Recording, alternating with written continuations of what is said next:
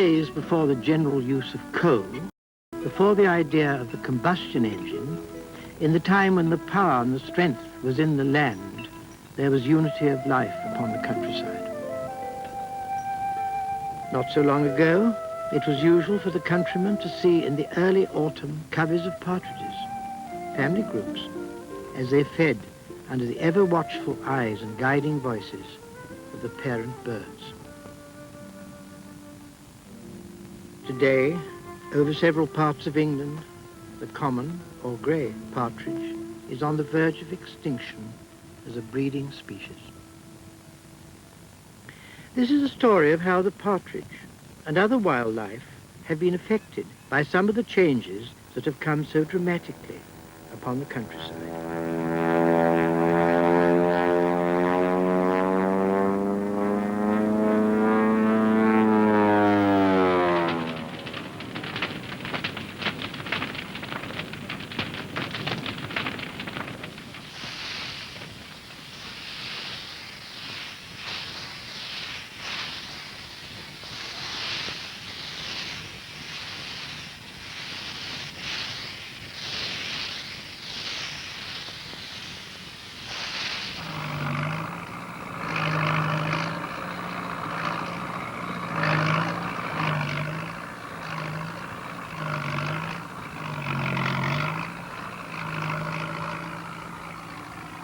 5,000 miles of hedgerows are grubbed up each year by farmers in England, claims the Nature Conservancy.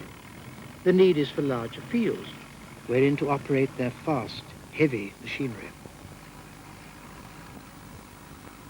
5,000 miles of English hedges going every year. It's rather sad, I think. But I've been a farmer. I know the anxieties of getting your ploughing done in the autumn before the frosts come, particularly on heavy land like this, which is like plasticine. As I said, I've been a farmer. I've lain in bed at night wondering if the weather would keep well because we were late with our ploughing after taking up the sugar beet. And therefore I can understand the point of view of the farmers. So out with the hedgerows, on with bigger and easier fields to work with bigger and better machinery, and damn the sentimentalists of the town. Let them come and sweat it out in the fields and learn better. That, I fancy, must be the attitude of some farmers today. In 1936, when I bought my farm in Norfolk, 240 acres, land was cheaper than it had been for 150 years. I paid £8 an acre and was told by my valuer that it was too much. And today you can see where I left my mark on the farm. The outline of a barn owl in red brick embedded in our new concrete yards. Hello, I say, my name's Williamson. I'd forgotten this owl when we put this up in 1937. We all the concrete slabs, you know, yes. We brought them in and yes. The cement board came down yes. And so that's so good. By the way, are you Douglas? Yes, I'm Douglas. Well, you were a boy when I left, you remember? 25 years ago? Yes. You worked in my... And you're still here? Yes. What are you, head cowman? Yes. I see all your lovely Frisians yes. on the whole hills up there. Yes. Because it's very different today, you know, from what it was in the 30s, when farming was in a tremendous slump. And they said only mugs bought land. Now, when we first came from Devon to North Norfolk, in the mid-30s, the farm was in a very sorry state indeed. The 100-odd arable acres had been badly let go, as the saying was. The fields were weeded, and the barley crops yielding less and less grain every year as the humus was sucked out and replaced by artificial fertilizers which were no substitute, especially in a dry climate. But the well-placed woods held many wild pheasants, while the fields were the home of their little brown bird, the partridge.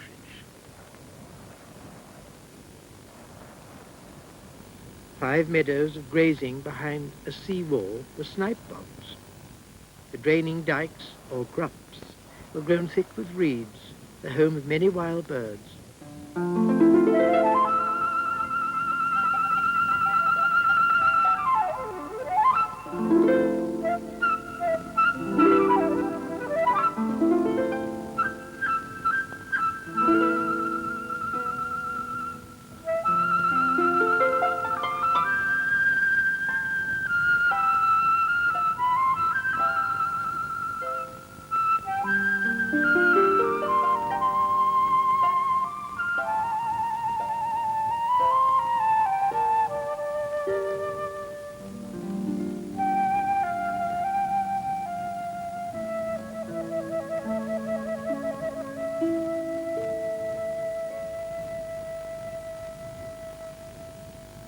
I needed capital to reclaim the neglected farm, so after the day's work, I wrote about my experiences. The 17th century granary was our home in those early days. It served as farm office as well as writer's study. Many of my articles and broadcasts were the basis of the story of a Norfolk farm. This passage shows the difficulty I had in constantly changing from writer to farmer. 20 years, my mind had been set to create imaginatively. In my mind, I could create a field of corn out of a wilderness. I could make a word picture of it. The silky grey-green wind wave of midsummer barley, the rustle of yellowing oats, the stiffer sway of wheat, the lark singing in the sky, and the kestrel shadow moving down the grass over the windy hill.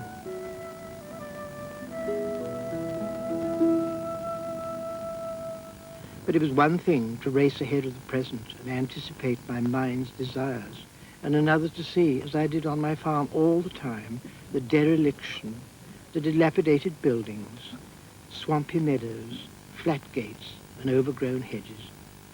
Sometimes I found reality temporarily unbearable. The gulf between aspiration and reality was too great.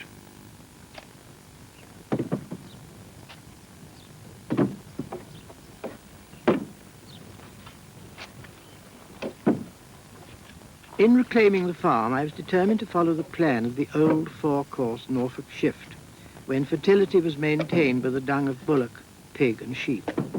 The bullocks were kept during the winter in yards littered with straw, where the 2-year-olds were fattened for beef. By April, each yard contained, when the stock went on the meadows, about 2 feet of rich, dark muck, well rotted, full of potential plant food.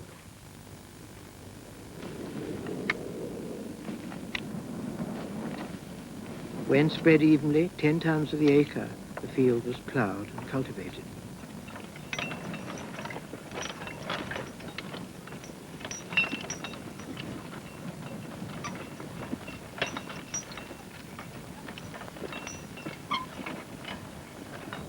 Wheat or oats must be drilled by Old Michaelmas Day, the 11th of October, to assure an established plant before the starling flocks, several millions of them, come across the North Sea.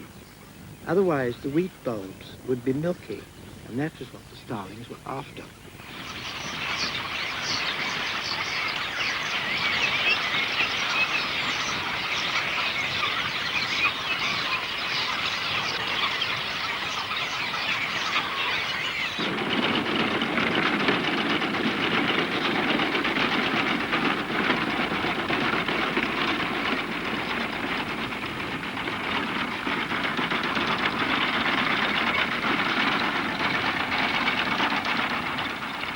As soon as the corn sheaves are being carried, the stubble was cultivated, torn up to make a rough seedbed for weeds to grow. These weeds were then ploughed under, and the field was ready for the following crop, sugar beet, which we drilled in early spring.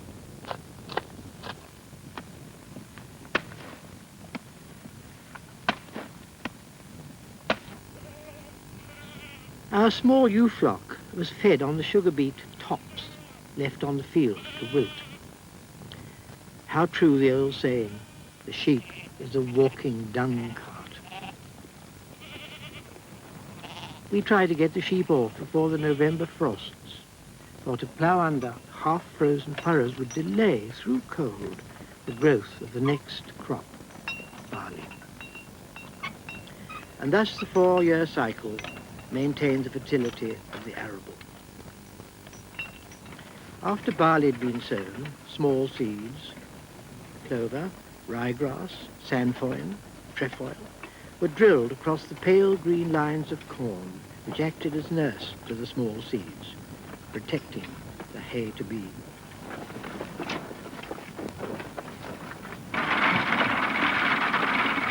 And when August came and the barley was cut and carried, the small seeds grew up to become next season's hay, which was fed to the horses in stable and all our beasts in the yards. Such was, with chopped turnips in place of sugar beet tops, the original Norfolk 4-course shift, originated by Turnip Townsend, one of the great Norfolk landowners who had brought back the seed from the Marlborough Wars in Flanders, where he had seen cattle kept alive through the winter on such tack. Before then, cattle in England were slaughtered in October, when grazing was over, and salted down in tubs. We had horses when we started here, and I did a little bit of ploughing sometimes, but I never got as far as 1 acre a day, as a good cowman would do on medium soil. But I did notice the great contentment of a ploughman who was proud of his horses and proud of driving the straight furrow. And at the end of his 8 hours, he'd probably in medium land have completed 1 acre, and then he went home and he fed his horses, watered them first, of course, and then in the evening his leisure had been earned and he was a contented, happy man like that.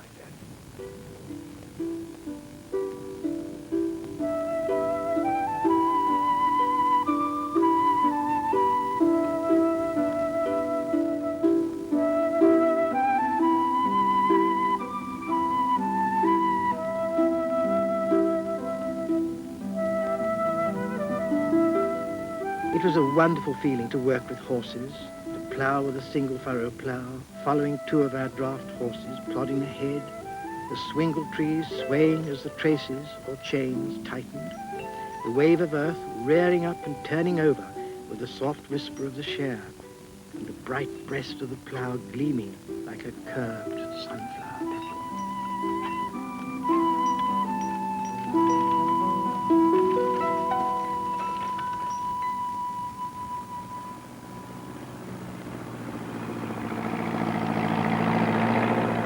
We ploughed also by tractor, a new invention in those days. Little grey dicker, or donkey, our 1937 Ferguson tractor was called in the village.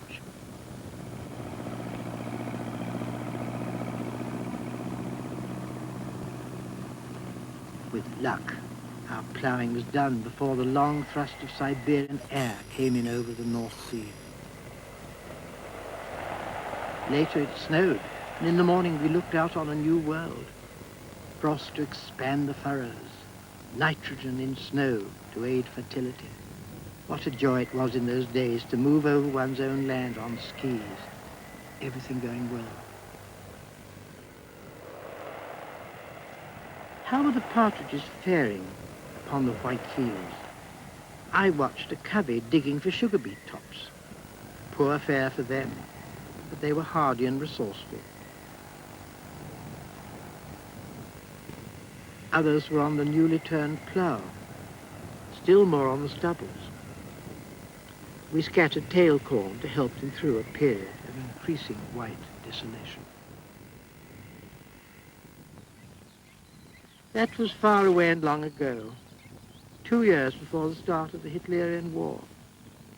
Today, there's no more ploughing with horses, no more sheaves to be set up in stooks, no loading or carting, no corn ricks. The combine harvester thrashes as it roars around a field.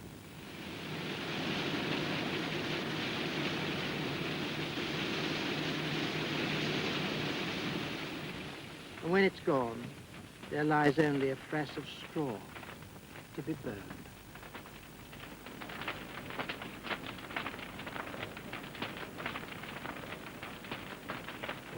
Everything is now done by machinery.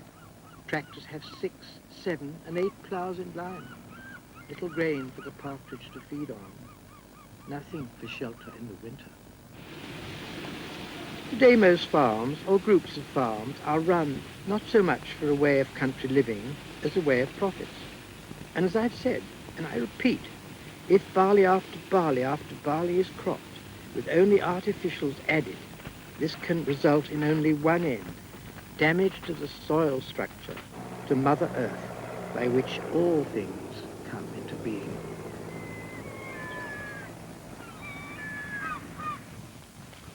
But to my Norfolk farm in the late 30s, the hedges which Dick Curzon and I had cut and laid in the autumn were now, in the spring, snowy with blossom.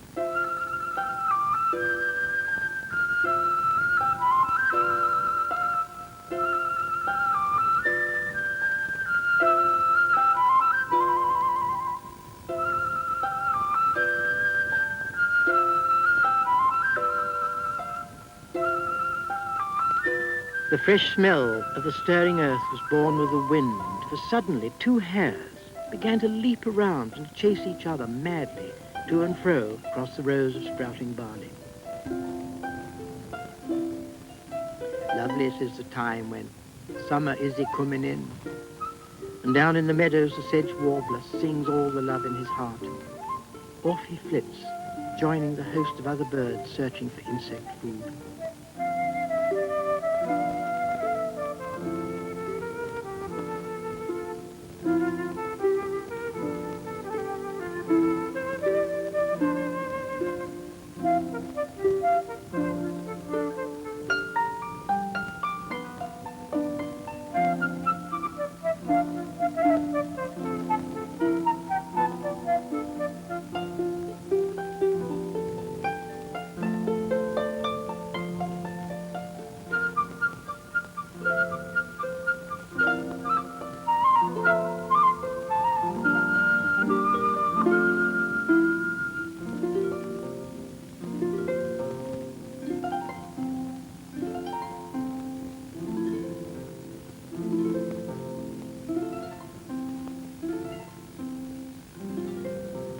We had a swing by the pond, long since rotted, and all day house martins came and went, loading beakfuls of mud.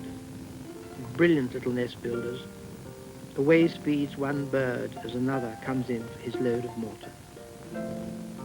The pond is still a great meeting place for birds. Any time of the day is thronged with blackbirds, finches, pipits, thrushes. How birds love the water.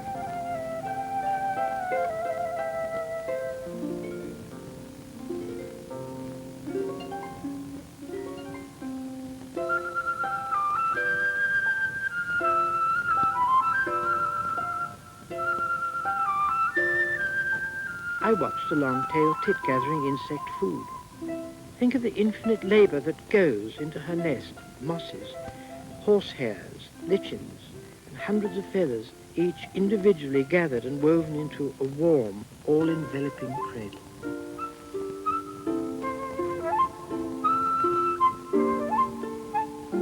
One year, near the farm buildings, a robin had nested in an empty coconut shell, only to be duped by a cuckoo. For the cuckoo is a bird which, like a human courtesan, appears to accept the delights of mating while avoiding the burden of responsibility which he puts upon other birds.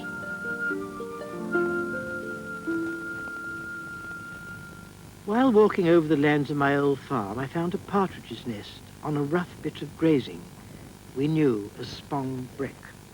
And in the clump of thistles, I've got to go very carefully, is a hen partridge sitting on perhaps 14 or 15 eggs, and they are likely to hatch within the next 24 hours.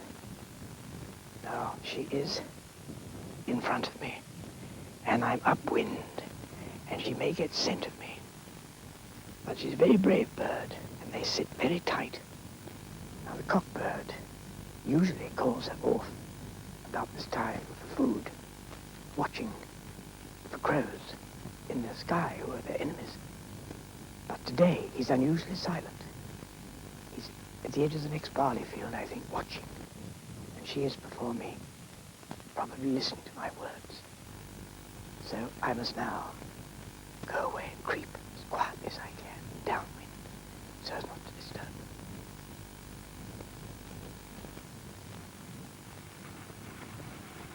It was about this time of year when we cut our hay. A pair of Suffolks opened up the field around each side, drawing the mowing machine, while a sea-green wave of ryegrass and plover overcurled and lay still in the sun.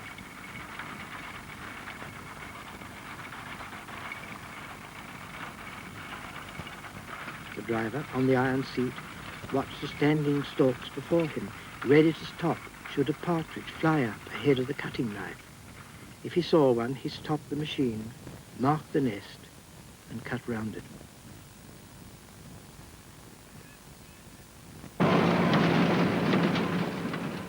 What a contrast today, with the flail cutter and the driver in his cab unable to see if a bird flies up from its nest in front of him.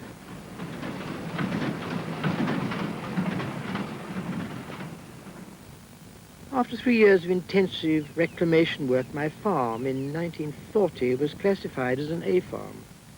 I was surprised at this, having rated myself a Z farmer. So I took a day off and wandered idly about my land. Down at Lark's Bush Meadow, my eastern boundary, was a small peninsula, 2 acres of alder, ash, blackthorn and willow, by the river where otters had a hold.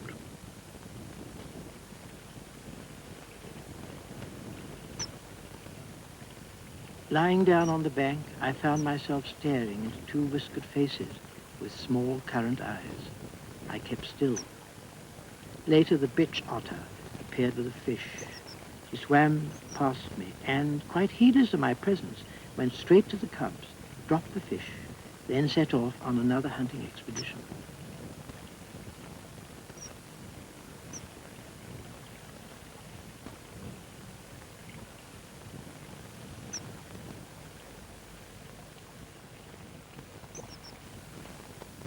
At the other boundary of the farm, the brook that ran through my property was badly polluted.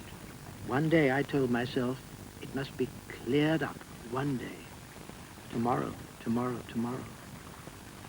My son, Robert, and I looked at it recently. And of course the worst pollution of all is in the cow houses up the river, where they wash them out with chlorine, because that knocks the fish straight out. Just as I remember some of our chaps in April 1915, when the Germans let off chlorine gas, which had no masks. What they did, some of these chaps put the handkerchiefs in the French they had it, and they'd urinate on them and hold it before their nose and noses a little while, but in the end they got it. When they died, their faces were swelled up in plum colour. Well, that's chlorine, and that's the deadly enemy of all rivers. Yes.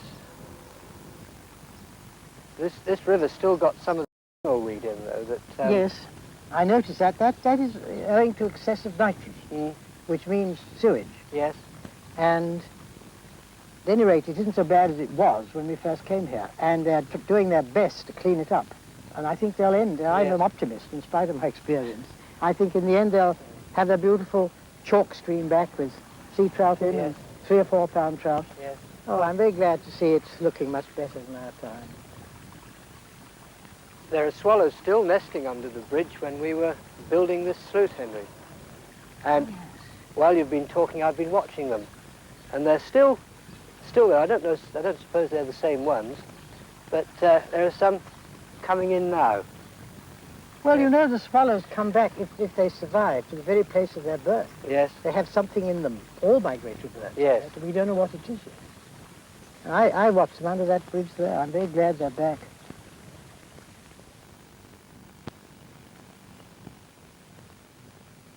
And it was good to see that the kingfisher had returned as well, drawing a line of azure blue as it flew downstream to feed its young in a tunnel under the bank. Kingfishers are, like most birds, fastidious, washing after each visit to the nest before speeding off for more fish. But oh, the nest at the tunnel's end smells like Caliban in Shakespeare's Tempest. And this summer, we found a hen kestrel who had her nest on a ledge at the top of an old windmill in the marshes nearby. 2 irises were raised. I felt myself to be behind the hen bird's piercing eyes, which felt and revealed the shock of any sudden movement that interrupted the feeding of its young.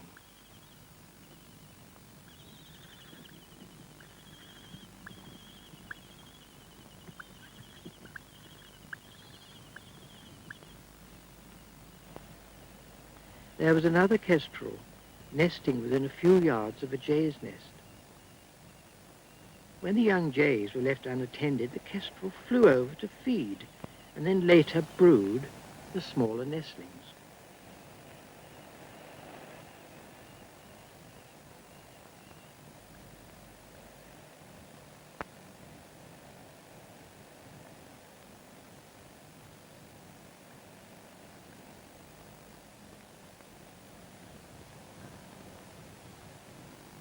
Rabbits were great pests in the old days. When I arrived in North Norfolk, I used to see on my Hall Hills, a parkland of a dozen acres, as many as 200 rabbits feeding together in the early summer evening. I detested them.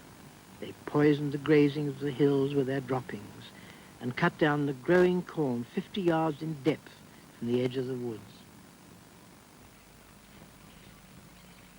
In the granary of my Norfolk farm, there were many sparrows. They fed on the spilt corn that leaked from rat holes in the sacks waiting to be taken away by lorries to the railway station. There was a plague of mice as well. Weasels followed them in, playing a deadly game of hide and seek.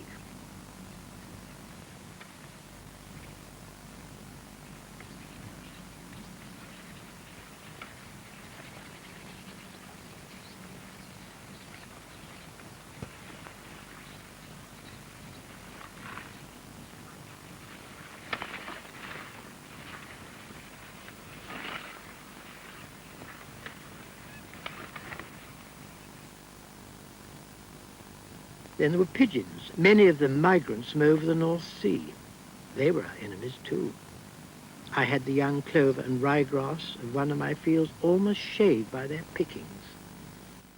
Sparrowhawks took a few, but more pigeons came in great flocks. A neighbor had all his kale, a cabbage-like plant for feeding to cows, plucked bare.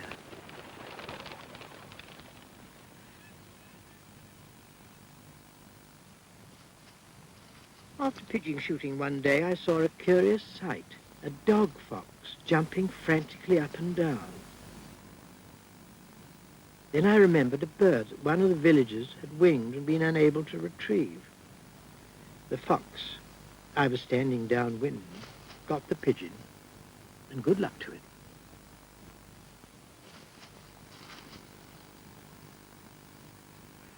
It may have been the same dog fox who sired 2 cubs during the following spring in our hang-high wood. I often saw them playing together, wrestling in dimmet light, while the dog fox himself loped across through the adjoining fox-cover wood, watching for an unwary rabbit. In such a way was the balance of nature maintained. The gamekeeper upsets this natural balance by trapping stoats, weasels, magpies, jays and crows. But ironically, without him, birds such as the partridge would almost certainly not survive. And I suppose pheasants are a sort of crop, shot between the beginning of October and the end of January. Yes. Have a nap. And again. And again.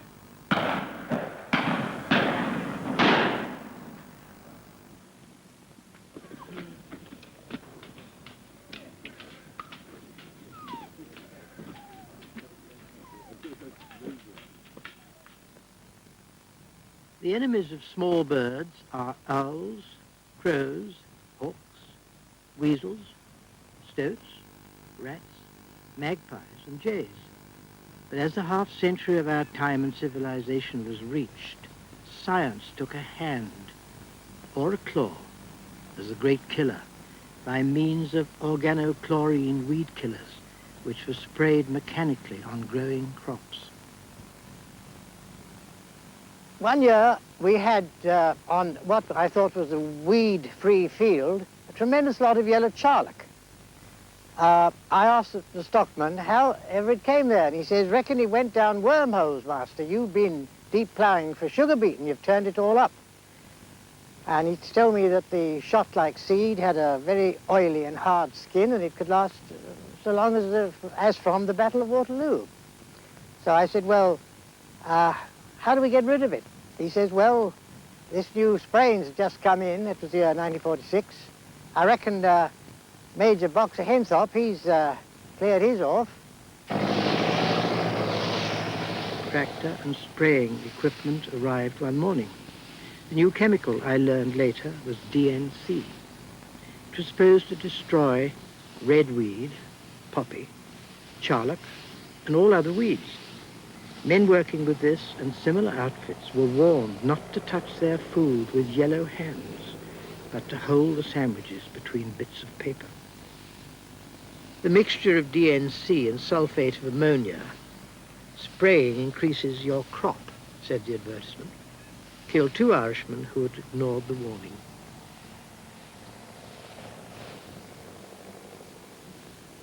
It also killed a pair of partridges with their newly hatched chicks. I came across the 2 birds crouched side by side in death, with their chicks slightly larger than humblebees, cold between the protecting feathers. Other little families escaped, the chicks following their parents, now and then stopping to pick up small insects and to peck timorously at leaf and flower.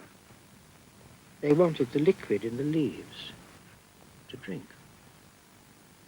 Then one night it rained hard, and in the morning I saw on Spong Breck, one of our fields, a minute partridge chick, sticky clay bawling on each hind claw. It was lying exhausted and feeble, while the stronger chicks followed the hen under the watchful eye of the cockbird.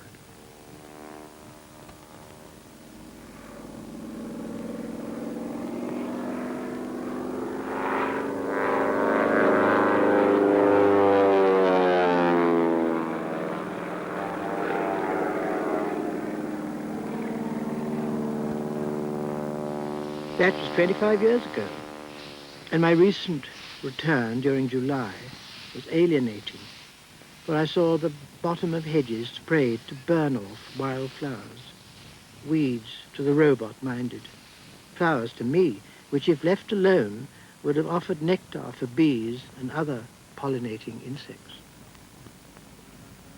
Thus pollination of crops is liable to be aborted, especially in wind-waving fields, growing clover and other small seeds for hay. By the end of July, the partridge chicks were strong. Their feathers were now more distinctly striped, and they could flap their wings enough to almost lift themselves off the ground.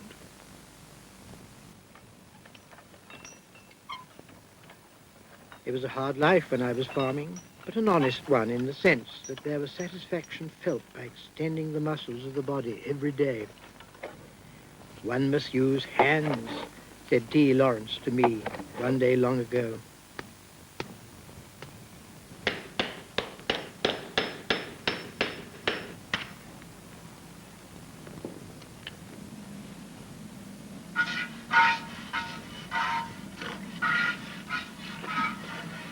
It is probable that the old farm workers had more real skills than the average worker today, who spends his working life on machines.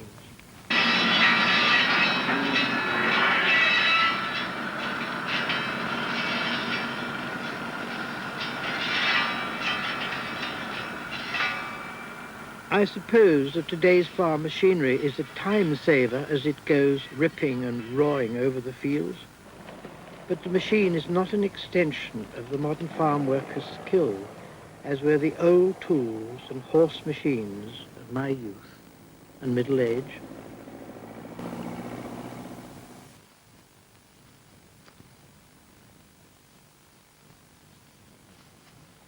If way to the better there be, it enacts a full look at the worst.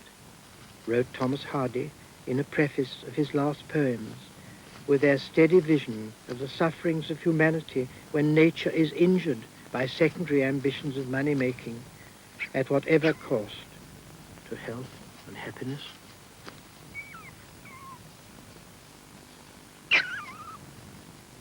Secondary interests, anything for money. I know two men in the West Country, masons by trade, who until recently spent much of their leisure time digging out badgers, only because the pelts, the hairs, the expensive shaving brushes, are worth up to £5 each. The old saying, if we don't get 'em, somebody else will, was the world's wisdom for them.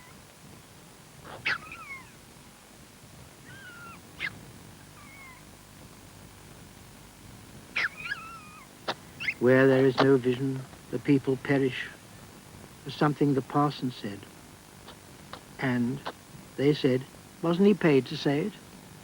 That was truth to them.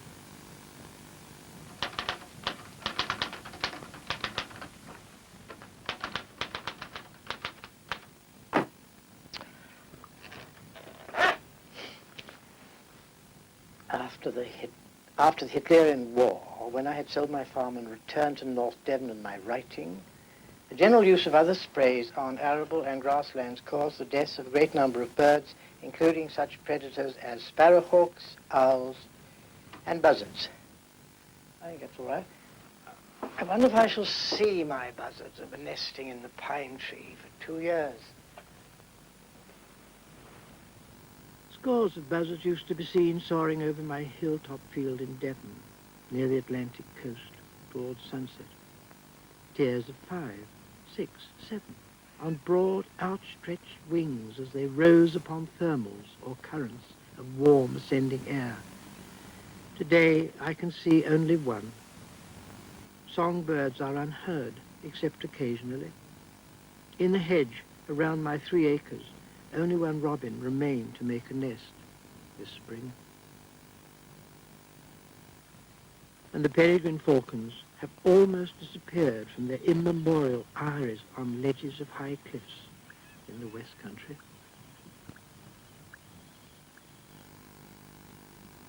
When things are at their worst and blackest, light often breaks through.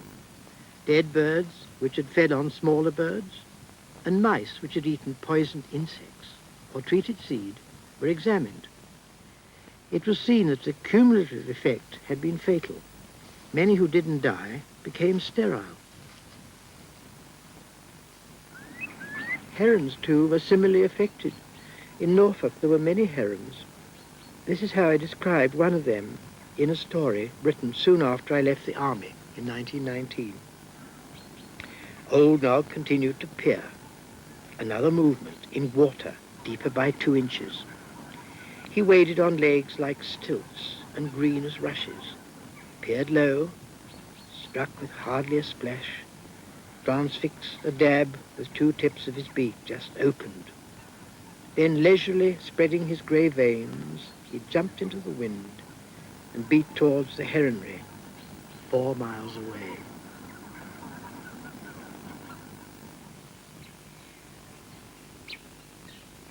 Two pairs of eyes watched him. Slowly and heavily old Nog sailed to a branch near his nest.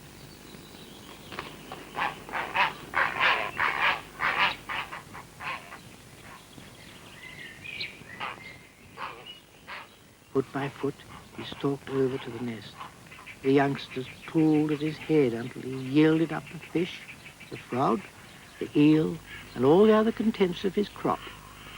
Such robbery had happened to old Nog for many years. Every spring he had fished and toiled all day and half the night, and whenever he flew back to the heronry in the treetops for rest and quiet, the nestlings not only pestered him with their noisiness, but robbed him of his food.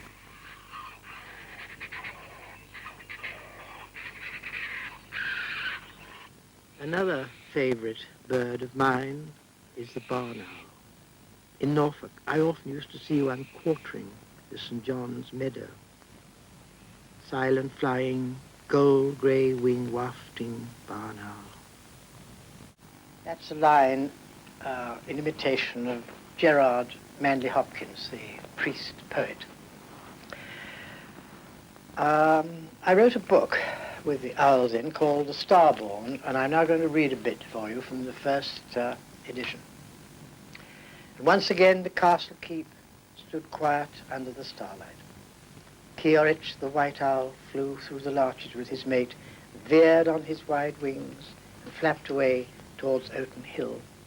He was hungry, for the gale had prevented him from hearing the rustle and claw tip of mice in the grass, and since sunset he'd eat only a young rat and an airy mouse, which is a bat. He continued the quartering of the fields he knew so well, staring and listening.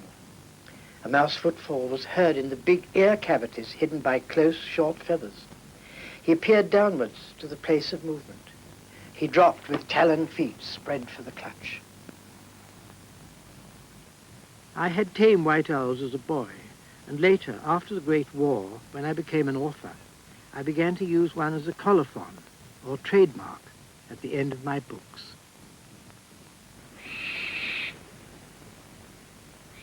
But where are the white owls today? Very rare, I fear. The barn owl is the farmer's friend, killing many hundreds of mice, voles and rats during the year.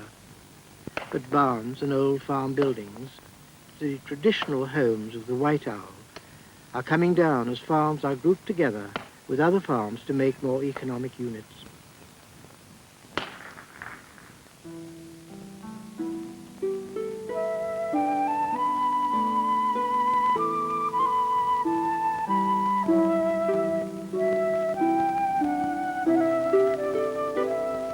Autumn again.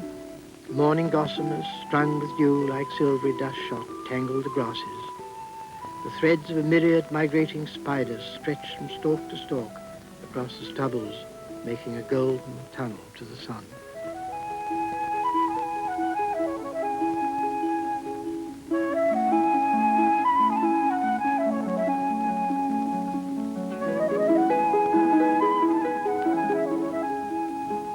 Later the winds set adrift the shining thistle seeds which floated away in warm currents of air to settle along the paths of the wind. Goldfinches, birds of the heaths, the royal-coloured king harriers of East Anglia, came in twittering flocks to the breck, and thistle seeds were their favourite food. Meanwhile, old Nolk was back, waiting for eels. A dragonfly makes a last flight and flies unsuspecting into his maw.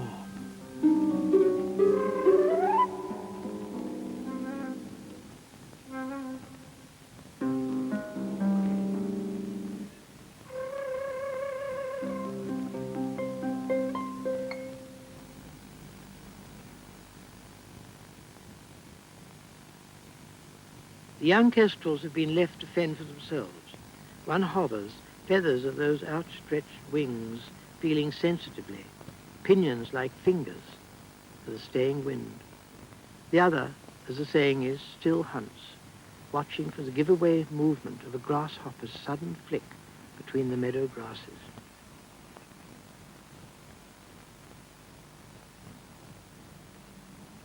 And in the autumn, too, come the partridge coveys, roosting in the late afternoon, forming themselves into a rough circle, like the 8th Army tanks in the North African desert, their beaks pointing outwards, the ears alert against attack.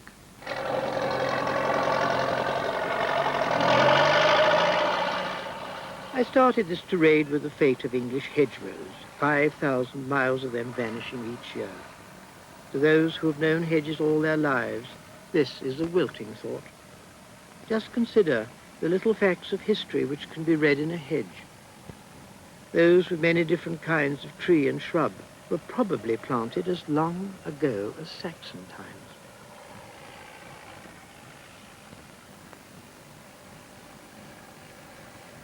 Hedges are vital in supporting wildlife. They are the motorways, the main roads, the lanes along which bird and animal traffic move in safety across the countryside. Where are they to nest, take cover and feed if there are no hedges?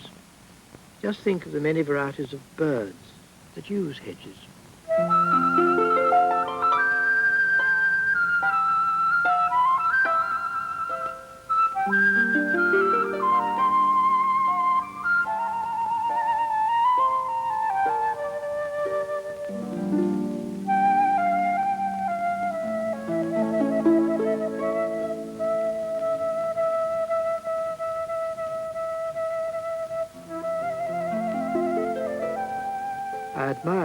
I love the partridge. It is, or was, the spirit of Britain's arable land. The rabbit was imported originally, so was the pheasant. But perdix, to give the little brown partridge its Latin name, belongs here. Let us go with nature. That is the crying necessity today. We must respect the topsoil which gives us our food. What the Greeks called Erda, the earth mother, and here in Norfolk still some talk about the mother. For in destroying the mother or the soil that gives us our life, we are destroying ourselves. Come on. Come on. Let us help the farmer, subsidize the farmer, so that the countryside and its wild flora and fauna can remain as a social amenity.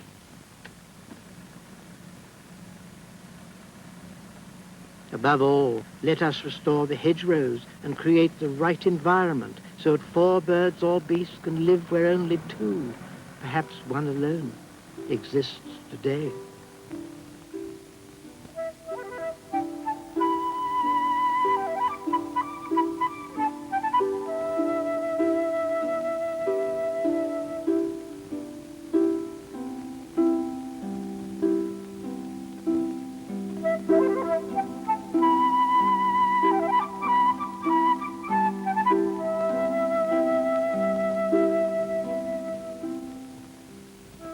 The old farming saying holds sempiternal truth. Live as though you're going to die tomorrow, but farm your land as though you're going to live forever. The farmer is the custodian of his land, our land if you like, so give him his due, so that our children and their children's heritage of wild flowers and wild life shall not perish before our very eyes.